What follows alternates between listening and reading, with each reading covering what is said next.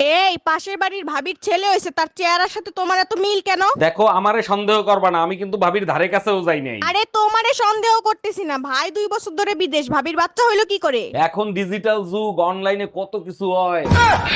এই তুমি আমার বান্ধবীরে কি বলছো? রাগ হয়ে চলে গেল, ডাকলাম শুনলো না। আচ্ছা, আমরা যখন চা খাই তখন যদি কেউ আসে তখন আমরা কি বলি? আসেন একসাথে চা খাই। আর যখন ডিনার করি তখন কি বলি? আসেন একসাথে ডিনার করি। আমি শুয়েছিলাম, তোমার বান্ধবীর বললাম আসেন একসাথে ঘুমাই।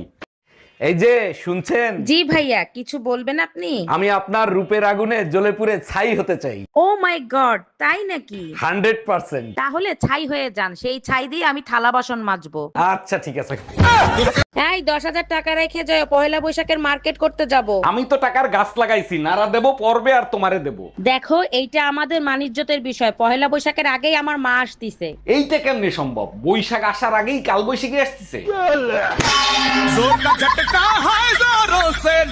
চলেন ভাবি, আপনি আর আমি নির্জন কোন স্থানে ঘুরে আসি। না বাপু, আমি যাব না। নির্জন জায়গায় একা পেয়ে যদি কিছু করেন। আরে ভাবি, আপনি আমার উপর বিশ্বাস রাখতে পারেন, আমি কিচ্ছু করব না। কিছু যদি নাই করেন তাহলে নির্জন জায়গায় যে লাভ কি? আমরা মেয়েরা না থাকলে তোমাদের কাপড় চোপড় কে ধুয়ে দিত? তোমরা না থাকলে আমরা তো কাপড়ই পরতাম না। আচ্ছা ভাবি, শুনছি আপনি বাসায় নাকি একা থাকেন, তাই একা থাকতে ভয় লাগে না? না ভাই, তেমন একটা ভয় পাই না, তবে মাঝে মাঝে একটু ভয় লাগে। বলেন কি, তাই নাকি? তা কিসের ভয়? মাঝে মাঝে আপনার ভাই যখন হঠাৎ করে চলে আসে তখন ভয় পায়। ভাবি, ভাই কোথায়? ভাইরে দেখি না যে, ভাই কি কোথাও বেড়াইতে গেছে নাকি? না অরুণ ভাই, কালকে সন্ধ্যায় আপনার ভাই কুয়ার ভিতর পড়ে গিয়েছিল, অনেক ব্যথা পাইছে, সারা রাত চিল্লাইছে। বলেন কি ভাবি, শুনে খুবই কষ্ট লাগলো। তাই এখন কেমন আছে ভাই? এখন ভালো আছে, সকাল থেকে কুয়ার ভেতর থেকে কোনো চিল্লানোর আওয়াজ পাই নাই। হ্যালো। আচ্ছা, আপনি কি বিবাহিত? জি আমি বিবাহিত। আপনি কে? আমি তোর গার্লফ্রেন্ড, শালা দোকাবাজ। সরি বেবি, আমি ভাবছিলাম আমার বউ। আমি তোর বউই কইতে আছি, আজকে তুই শুধু বাসায় আয়। এই শোনো, গরমের ছুটিতে মা আসতিছে, 2-1 দিনের ভিতরে এসি কিনে নিয়ে আইসো। আলমারিতে টাকা রাখা আছে, তুমি গিয়ে নিয়ে আসো। আর শোনো, আগুন নিবানোর একটা সিলিন্ডারও নিয়ে আইসো। আগুন নিভানোর সিলিন্ডার? আগুন নিভানোর সিলিন্ডার দিয়ে কি হবে? যে গরম পড়ছে তাতে কি এসিতে কাজ হবে? তার উপর আবার তোমার মা আসতেছে, যে কোনো সময় আগুন লাগতে পারে।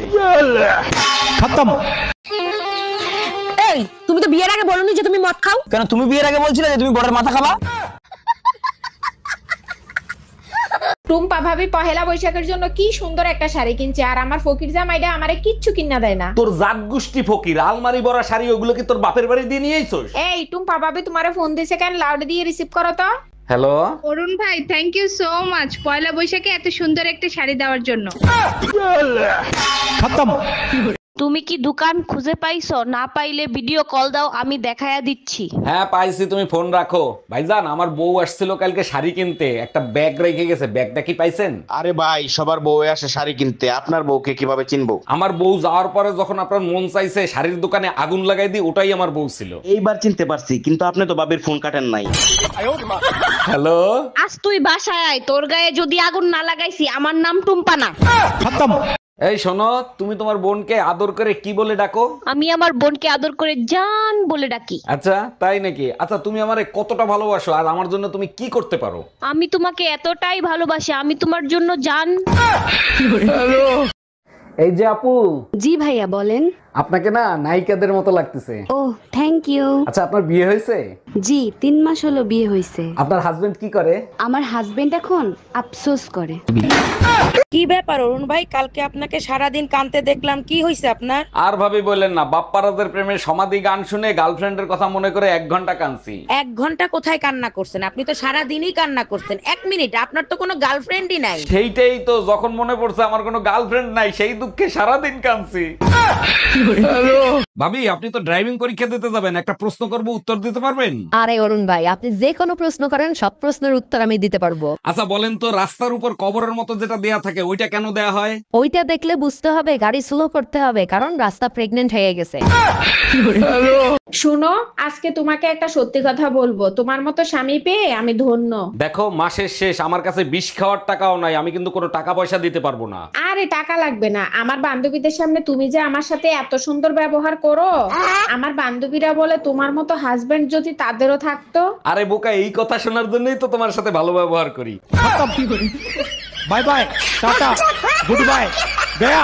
কি ব্যাপার ভাবি, আপনি তো ঘাইমে একবারে ভিজে গেছেন, ভাই তো বাসায় নাই, এরকম ঘামলেন কি করে? অরুণ ভাই, যে গরম পড়তিছে একদম সহ্য করতে পারতিছি না, কি করা যায় বলেন তো? আরে ভাবি, আপনার ঘরে তো এসি আছে, এসি চালায় শুয়ে থাকেন, শরীর ঠান্ডা হয়ে যাবে। এবার কারেন্ট বিল আসছে 10,000 টাকা, ওইটা দেখার পরে এসি ছাড়লে গরম আরো বেশি লাগে।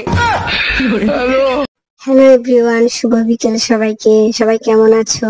আজ চলে গেলাম বিকেলের সব মজাদার খাবার খেতে। এই কথাটা আমি বললাম কারণ বিকেল হলে কিন্তু আমাদের এই ধরনের খাবারগুলো খেতে কিন্তু মন চায়। ঘরে অনেকবারই কিন্তু আম মাখা খাওয়া হয়েছে, কিন্তু কখনো দেখানো হয়নি, তাই আজকে চেষ্টা করলাম তোমাদের সাথে। এই মামার আম মাখাটা খুব ভালো লেগেছে এবং পরিষ্কার পরিচ্ছন্ন ভাবে করছিল, তাই সামান্য করে শেয়ার করলাম। উনি প্রথমে আমটাকে ভালো করে পরিষ্কার করে ধুয়ে নিয়েছে এবং খোসা ছাড়িয়ে নিচ্ছে, এবং একটা পাত্রে কিন্তু ছোট ছোট করে কেটে নিচ্ছে। ঘরে আমরা যত ধরনের খাবারই খাই না কেন, বিকেলে কিন্তু এই ধরনের খাবারগুলো খেতে আমাদের বাইরে থেকে খুব ভালো লাগে। আর দিয়ে দিয়েছিল কিন্তু সামান্য পরিমাণ নুন, শুকনো লঙ্কার গুঁড়ো, আর দিয়ে দিয়েছিল কাসুন্দি বিট নুন, আর সামান্য পরিমাণ চিনি। আর সুন্দর করে মাখিয়ে উনি কিন্তু আমার হাতে দিয়ে দিয়েছে। যেহেতু মানুষের ভিড়টা একটু বেশি ছিল, তাই ছোট ছোট করে ক্লিপ নিয়ে তোমাদেরকে দেখানোর চেষ্টা করছি। আশা রাখছি তোমাদের ভালো লাগবে। আর যারা এই ধরনের আম মাখা খেতে খুব পছন্দ করো, তারাও কিন্তু একবার ট্রাই করতে পারো। আম মাখা খেতে পছন্দ করে না এমন মানুষ কিন্তু খুব কমই আছে। তারপরে কিন্তু চলে গেলাম ঝালমুড়ি নিতে, আর ঝালমুড়িটাও কিন্তু খুব সুন্দর করে বানিয়ে দিয়েছে।